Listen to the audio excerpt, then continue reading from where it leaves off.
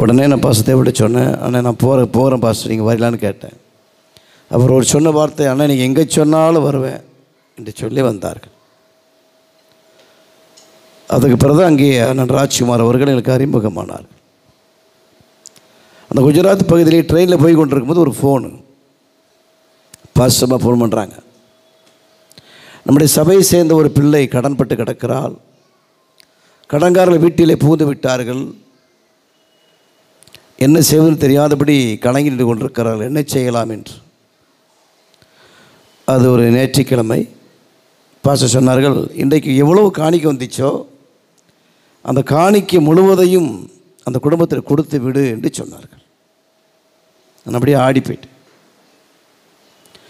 அப்போது தன்னுடைய சபை மக்களுக்கு ஒரு பிரச்சனை என்று சொன்னால், தனக்கு இருக்கோ இல்லையோ, தன் குடும்பத்துக்கு இருக்கோ இல்லையோ, தன் மனைவிக்கு இருக்கோ இல்லையோ,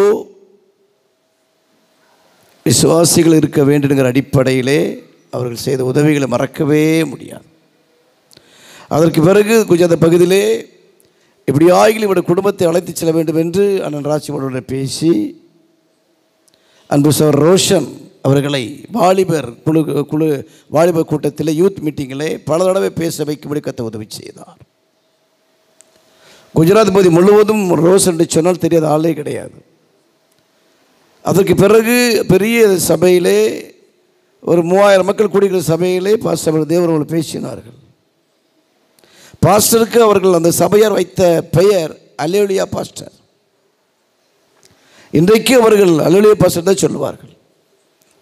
அப்படிப்பட்ட அருமையான ஊழியங்களை செய்த போதகரை இழந்திருக்கிறோம். இப்பொழுதும்